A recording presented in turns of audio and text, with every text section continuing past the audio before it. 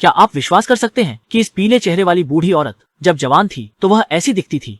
रात में थका हुआ छुआंगजेन अपने हॉस्टल की ओर जा रहा है और उसे बहुत दर्द हो रहा है। चिंता में बात कर रहा है। इस स्कूल की विभिन्न शानदार इमारतों को देखकर छुआंगजेन सोचता है कि हॉस्टल जरूर बहुत शानदार होगा। और जब छुआंगजेन कई शिकायतें कर रहा था तभी एक कागज उसकी अनजान में उसके हाथ से उड़कर चला गया।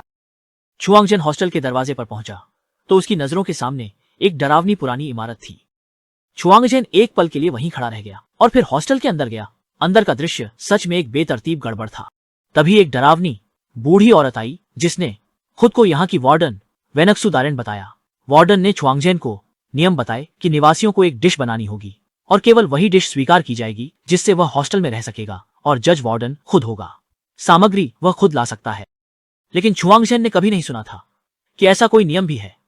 लेकिन वह कागज जो छुआंगजेन के हाथ से उड़ गया था ठीक इसी नियम के बारे में बताता था। वेनक्सु ने उसे बताया कि अगर ऐसा है तो आज उसे केवल कैंपिंग पर जाना होगा क्योंकि रसोई में केवल कुछ बचे हुए सामान ही बचे हैं।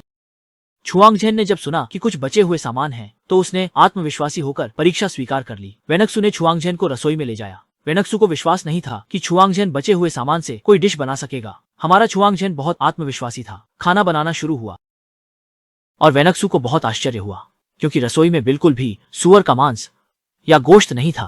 फिर भी छुआंगजेन ने इतना मोटा बर्गर पैटी बना दिया। असल में यह कटा हुआ ब्लूफिश कैन प्याज और अंडे के साथ मिलाकर बनाया गया ब्रेड क्रम्ब है। पैन में तले हुए बर्गर पैटी और इसके साथ ब्लूफिश कैन का सूप। सिरका डालने के बाद पानी और कॉर्नस्टार्च से गाढ़ा किया गया जिससे एक सॉस तैयार हुआ। इसके बाद ब्लूफिश बर्गर पैटी बनकर तैयार हो गई। वेनक्सु को बिल्कुल विश्वास नहीं था कि यह बर्गर पैटी इतनी अच्छी होगी। लेकिन जब उसने चखा तो वह सीधे हमारी बूढ़ी औरत को हैरान कर दिया। वह भी फिर से जवान हो गया।